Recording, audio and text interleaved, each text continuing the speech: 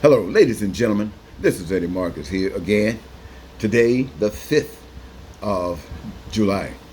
I hear that many people who have traveled different places to celebrate and share that amazing moment with one another are now in the process of going home. And I hope it's a real safe trip for them. And there is no doubt, as long as each driver stay in their lane, everything is going to be all right. You know, I wanted to say something to you, and it's in reference to Never So Blind. Never So Blind. I was listening to a social media post from Fox News about Judge Jeanine, and she was throwing a rant with an athlete by the name of Gwen Berry. Apparently, this young lady had gone and participated in an event and came in third. So the other Americans, when the national anthem was played, did what was traditionally done. But this young lady refused to turn her back to the playing of it, and I believe she even put something over her head a little later on, making a statement. And according to Ms. Jeanine, what was so amazing, she is constantly saying that the left, that they're trying to stifle the people's voice. At least this is where she's telling the Republicans. That the West, the left, the Democrats, they're trying to take away your guns. They're trying to stifle your voice and don't want you to be heard, even though you're talking about spaceships changing votes or dead people having something to do with machines. Anyway, this is what they want to continue to be able to say with free speech. But this young lady, she wants to take away that young lady's free speech. Well, then Ms. Jeanine tried to justify it by saying if she does not want to be happy with the United States of America, then why go over there and be in the competition? The young lady has a right to go. She lives in this ground. She lives within these borders, and she is one of the best. And that gives her the right and the qualification to go there and compete. And having done that, the American people, the public, the United States of America benefits from what she has done, even though it's a bronze. But they got it because of her. And the fact now that she's done that, here's a stage for this young lady to express her own golden, God-given right called free speech. Now, what she's saying is saying that, hey, America is what it is. She's talking to the nation and she's talking to the world. She's talking to whoever might be listening. America is what it is. But according to the way and the traditions of my life, my people's life, our history, it is all fake. She has a right to say that. And for somebody to attack her for saying that, it's like trying to stifle her. Don't tell the world how we are. Well, that's how we got where we are, trying to hide who we are. Like right now, the Republicans know they blew it with Donald Trump, but they want to hide it. Don't want anybody to know it. Don't want history to tell it. Ignore it like it didn't happen. And you know where that will take us to. You know exactly where that will take us to. You see, ladies and gentlemen, I remember that sometimes we call ourselves righteous, especially when we start talking about a higher power. And I just want to say to you, there are so many people out here with so many righteous ideas connected to so many groups. And I just want to ask you, do you really know what you're doing? Here we are in a system where all of humanity has played a role in stealing the resources that God has given to the entire human population. When I say stealing it, I mean they have taken it, their titles are on it, their names are on it, and they are using it for whatever they have determined that they will use it for. And as they have done that, they have left so many of God's human population without. They're living in poverty, having to experience all kinds of crime and violence and all of these things because of the systems that have been established by those who would not acknowledge, but yet want to claim to be so close to God. These actions are paramount to basically taking people's lives and putting them into slavery. You take the resources, put people in slavery, and you come up with laws that permit you to do what you've done as far as taking stuff and making people slaves, all of that. And when you pass laws supposedly to help people, you don't really change anything. You make it pack one against the other, make them separate even further and right back in time to where you just came from. I remember, the ladies and gentlemen, the challenge is to all of us. If we have the information, what are we going to do? What are we going to really do about it? I remember I told my family that we would live as in paradise, if not heavenly. Why did I tell them that this would happen? Because I know the master plan. I know the moral code to life. I know what has been set up. Why? Because it was given to me. It was given to me in order to share it with those who have not heard it before. That the resources of the earth belongs to God and no one else. It's like your mother and your father's bank account belong to them and no one else, but they can share with whomever they decide. Well, the resources that exist on this earth belong to the ones that put it here. And there was a purpose. That was a purpose so that every last one of you could live as though you were rich, if that's the way you wanted to live. Whatever you can imagine heaven to be, whatever you can imagine paradise to be, whatever would meet your cup of tea, that was designed for you. It was specifically designed for you. But how many of you are living that way? None. But I told my family we were going to live like that. I had no idea that you would be so blindsided. I had no idea that you were so asleep. I had no idea. I heard you pray. I heard you ask for prayer. I heard you dream. I heard you talk about all kinds of things about what you hope and all of this. So all you needed was an awakening. I had it. I was sure that you would be willing to wake up. And I even promised the giver of all things that I would not actually pursue this for myself, this heavenly lifestyle, without you. In other words, the struggle would be to change the system so that we could all live according to the basic principles of life. Why was I so committed to do it that way?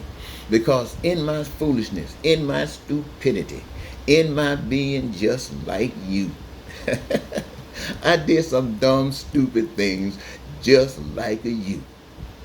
And where so many others have done stupid things, they didn't get the blessing I got.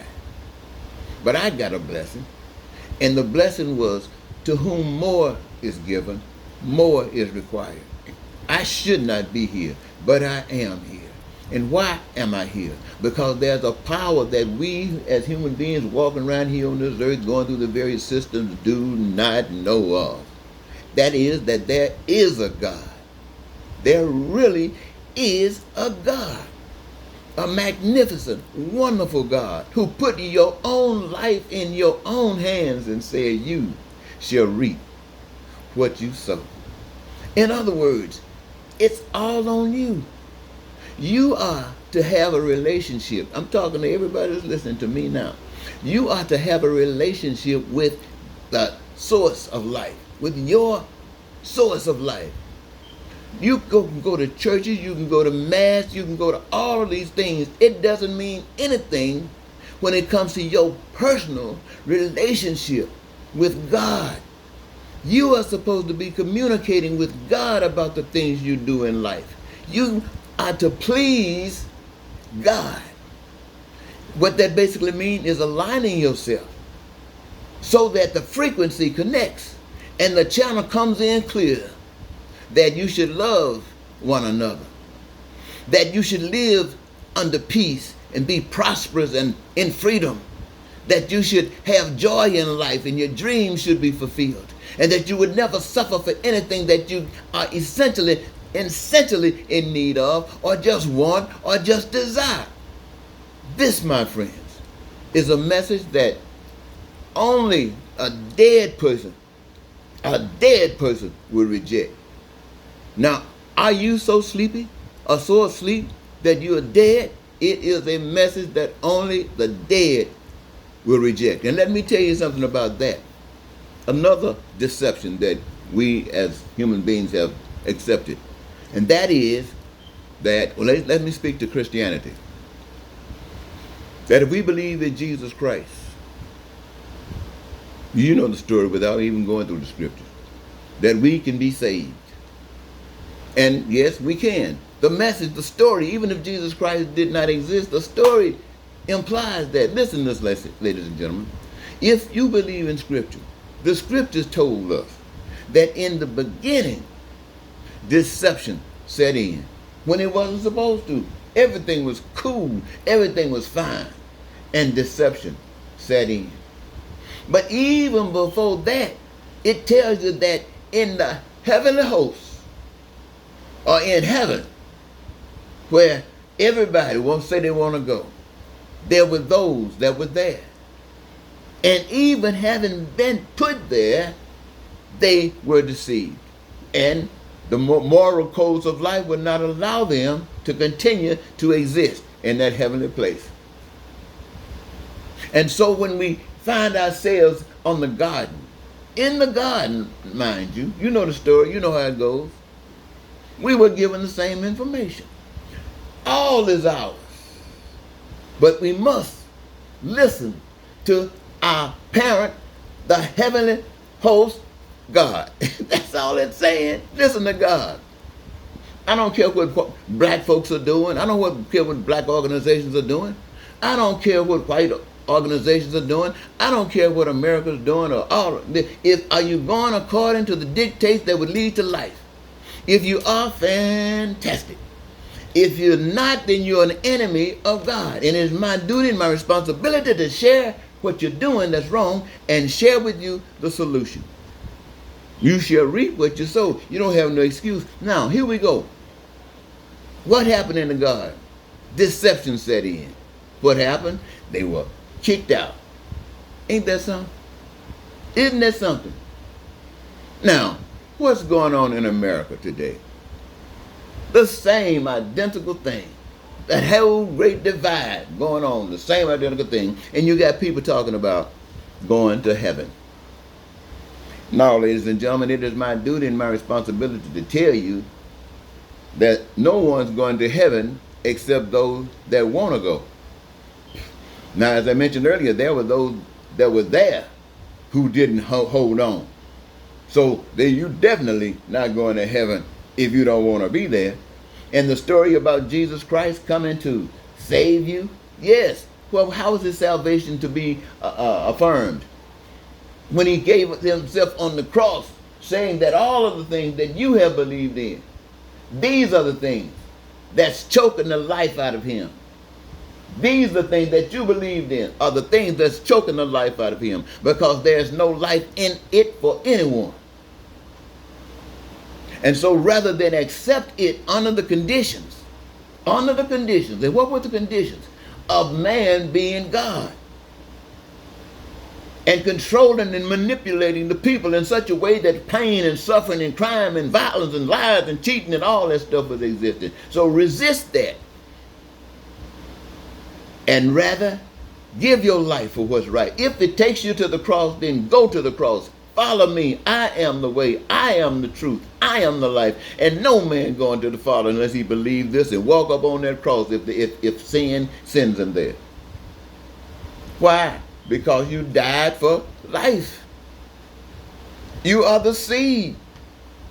You shall reap what you sow. You're the seed. Rather than live in hell and this kind of stuff, you planted yourself in a position to get smashed and become a seed, to be planted wherever.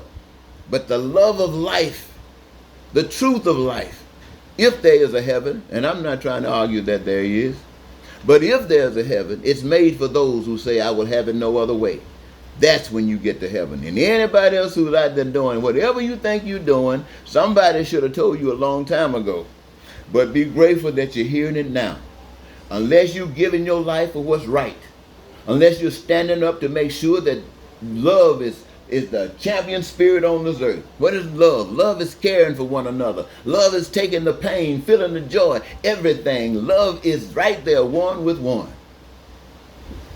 Now, ladies and gentlemen, I'm going to leave that there. I think that's a wonderful message to live with you this day after your wonderful, wonderful 4th of July celebration.